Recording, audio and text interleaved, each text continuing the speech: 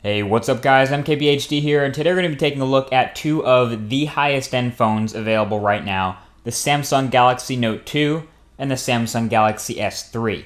The Note 2 has been likened to sort of a stretched out or even a supercharged Galaxy S3, but there are a few similarities between the two phones and a few differences between the phones, so without any further ado, let's go ahead and take a look at them. The biggest difference between these two phones is the Galaxy S3 is a 4.8-inch display, and the Galaxy Note 2 is a 5.5-inch display. That right there, that form factor difference, is the biggest difference between these two phones. But there are a few small hardware differences between the two. First of all, the sensors and the front-facing camera and the notification light on the front of the Note are in a slightly different placement than on the S3, but that doesn't really affect anything.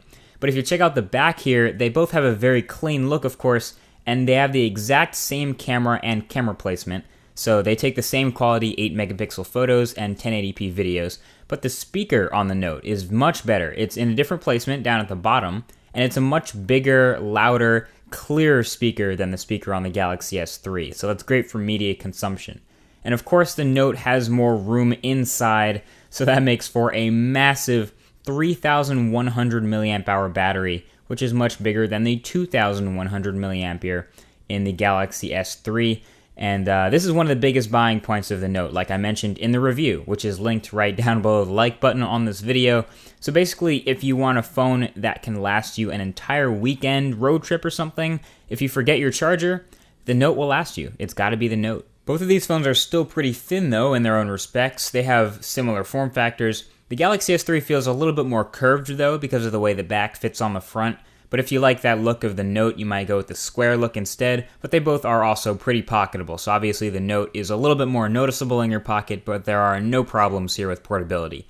The hardware inside these phones is insane.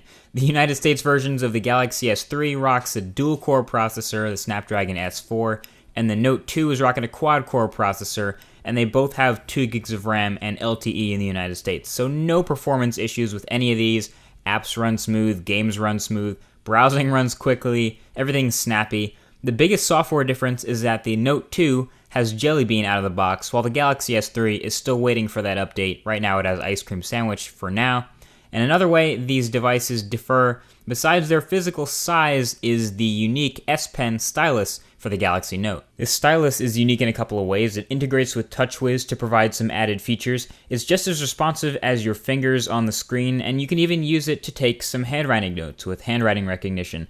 So it's all around really quite useful, whether you decide to take advantage of it or not. But all of this stuff, the stylus stuff, definitely establishes the Note 2 as a two-handed device. And that brings us right back to the size again, because this all hinges on the difference in these displays. The Galaxy S3, like we mentioned earlier, is a 4.8-inch display, 1280 by 720 resolution, and Super AMOLED panel rocking a pentile subpixel matrix, which is it's bigger than average. It's a pretty large for a smartphone, and I happen to be able to reach all 4 corners with one hand while using it, but not everyone can. But the point is, the Galaxy Note 2 is rocking a 5.5-inch monster display of that same 720p resolution and that Super AMOLED technology, but it's not pentile, which means things look just as sharp despite the slightly lower pixel density. All that bigger screen just gives you more room to play. With the Galaxy S3 and other smaller devices, you'll notice that while you're gaming, you have your thumbs on the screen, and while you're at the controls, your thumbs will take up a good portion of the display, and you can only really concentrate on the portion right in between your thumbs. Right in the center between your thumbs is where the game is.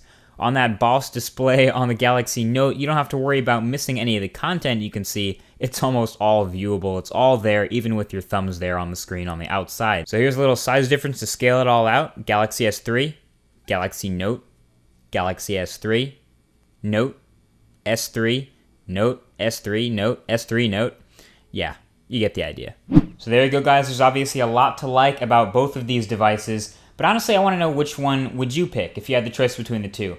Now, I've had the Galaxy S3 for a while, and I actually moved to the Galaxy Note 2 for my testing and for my review, and I felt that the Galaxy S3 was a great size, but then I came back from the huge Note, and the Galaxy S3 actually seemed small, which was interesting. So I'm still trying to get used to the concept of thinking a 4.8-inch display on a phone is small, but anyway, I'm interested in hearing your thoughts. What do you guys think of the 5.5-inch Galaxy Note 2 versus the 4.8-inch Galaxy S3 in the United States. What do you guys, what would you pick? What would you decide? Either way, if you enjoyed this comparison video, feel free to +1 or give it a thumbs up on YouTube. And if you want to see more videos like this, be sure to subscribe by clicking that subscribe button above on YouTube, and you'll be able to see all the more videos that I put out in the next upcoming weeks. But either way, thanks for watching this one, and I'll talk to you guys in the next video.